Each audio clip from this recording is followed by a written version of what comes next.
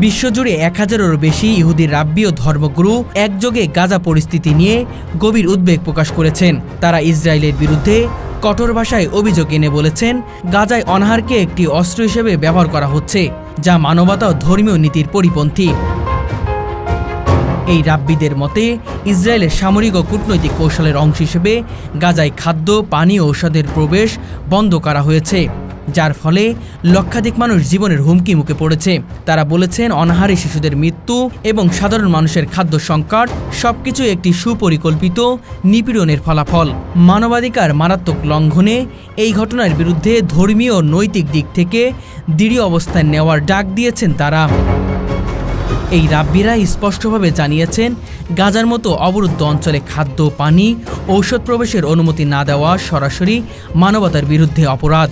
তারা অবিলম্বে মানবিক সহায়তা প্রবেশে অনুমতি দেওয়ার জন্য ইসরায়েলের প্রতি আহ্বান জানান এবং এই বিশ্ব সম্প্রদায়কে এই নিষ্ঠুর রোধে কার্যকর ভূমিকা রাখার অনুরোধ জানান। পাশাপাশি তারা এটিও মনে করিয়ে দেন যে ইহুদি ধর্মের অন্যতম মূল শিক্ষা হল প্রতিটি প্রাণ রক্ষা করাই ধর্ম এবং বর্তমান পরিস্থিতিতে নিরীহ মানুষদের কষ্টের পাশে না দাঁড়ানো ধর্মের সেই শিক্ষার চরম অবমাননা। রাব্বিদের এই অবস্থান প্রমাণ করে যে রাজনৈতিক সিদ্ধান্তের সঙ্গে সব ধর্মপ্রাণ ইহুদির একমত হওয়া জরুরি নয়, বরং মানবতা ও ন্যায় বিচারের প্রশ্নে তারা দৃঢ়ভাবে অন্যায়ের বিরুদ্ধে দাঁড়াতে প্রস্তুত।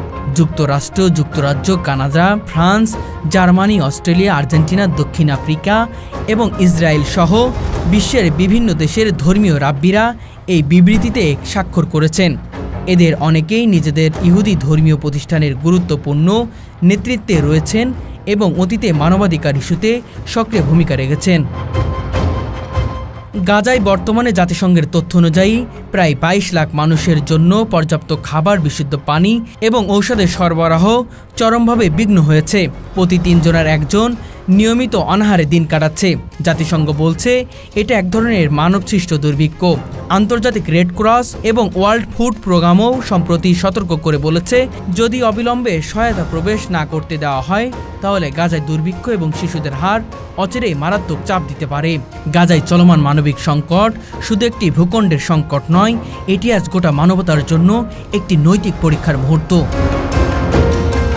যখন 1000-এরও বেশি ইহুদি ধর্মগুরু নিজেদের ধর্ম, জাতীয়তা ও রাজনৈতিক সীমার বাইরে গিয়ে নিরীহ মানুষের পাশে দাঁড়ান, তখন তা শুধু একটি বিবৃতি নয়, বরং এটি এক অনন্য মানবিক প্রতিবাদ। তাদের এই সাহসী উচ্চারণ প্রমাণ করে যে কোনো ধর্মের প্রকৃত ভিত্তি ন্যায়, সহানুভূতি ও মানবতার গঠিত। ইসরায়েল যদি সত্যিই নৈতিকতার দাবি করে, তবে তাকে এই মানবিক আহ্বানে সাড়া দিতেই হবে।